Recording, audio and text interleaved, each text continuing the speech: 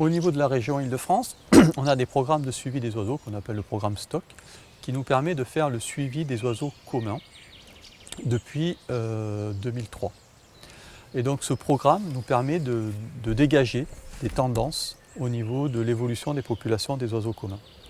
Et ce programme, ce qu'il montre, c'est que si on fait un indicateur basé sur les caractéristiques des oiseaux, à savoir les oiseaux qui sont liés au milieu agricole, les oiseaux qui sont liés au milieu forestier, les oiseaux qui sont liés au milieu bâti, que ce soit des villages ou des centres urbains, et les espèces qu'on a classées en généralistes, qui sont capables d'occuper différents milieux.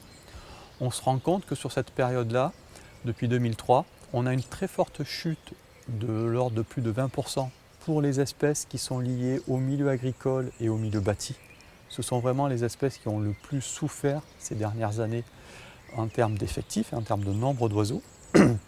En revanche, les oiseaux liés au milieu forestier ont tendance à plutôt se maintenir globalement. Et celles qui sont en augmentation, c'est les espèces généralistes qui, elles, arrivent ces dernières années à augmenter le nombre d'effectifs. Une espèce généraliste, c'est par exemple le pigeon ramier, qui est une espèce qui a su s'adapter à la fois aux nouvelles pratiques agricoles et aussi s'adapter à la ville, puisqu'il a été capable de coloniser les milieux urbains. Et donc, au global, c'est une espèce qui est en augmentation dans la région.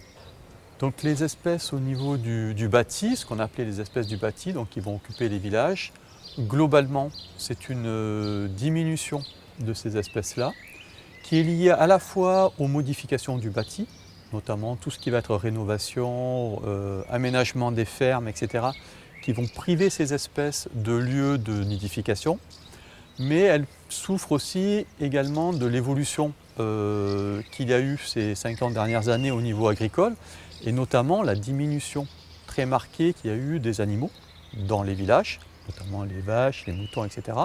Et la diminution de ces animaux a entraîné aussi une diminution de la source d'alimentation de ces espèces. Donc au niveau des oiseaux du bâti, on constate donc une diminution du nombre d'oiseaux présents dans les villages liés à ces différents facteurs qui impactent ces espèces-là. Concrètement, dans la vie de tous les jours, la plupart des gens ne se rendent pas compte de cette disparition, de cette diminution de ces oiseaux-là, puisque ce ne sont pas des oiseaux qui disparaissent d'un coup, il n'y a pas une forte mortalité des oiseaux, on ne retrouve pas des oiseaux morts. C'est en fait ces évolutions, elles impactent sur la capacité des oiseaux à se reproduire. La reproduction des oiseaux étant moins bonne, petit à petit, il y a de moins en moins d'oiseaux en fait. Et cette disparition des oiseaux doit nous interpeller sur le monde dans lequel on a envie de vivre. Est-ce qu'on veut être les seuls en fait? Est-ce qu'on veut se retrouver tout seul sur cette planète? Ou est-ce qu'on maintient avec nous une diversité en fait, d'êtres vivants qui font un peu le tissu du vivant qui nous entoure et avec lequel on interagit. Alors, dès qu'on touche à l'équilibre à la fois des espèces, c'est-à-dire quand il y a des disparitions d'espèces ou quand on perd, comme actuellement, un grand nombre d'oiseaux, forcément ça a des répercussions sur l'ensemble de l'écosystème. Et donc on va avoir des espèces qui vont en tirer profit. Peut-être que certaines espèces d'insectes, par exemple, vont avoir moins de prédateurs, ou certains rongeurs, par exemple, auront moins de prédateurs, et donc vont en tirer peut-être un bénéfice de cette diminution du nombre d'oiseaux. Ou au contraire, on va avoir l'effet inverse, c'est-à-dire que cette diminution des oiseaux, en fait, elle traduit aussi une diminution d'autres espèces. C'est-à-dire que les oiseaux peuvent être situés en bout de chaîne alimentaire, et donc quand on voit que les oiseaux diminuent, ça veut dire que déjà, par exemple, les insectes, eux, ont déjà diminué fortement avant que les oiseaux diminuent. Donc c'est préoccupant et c'est marqueur.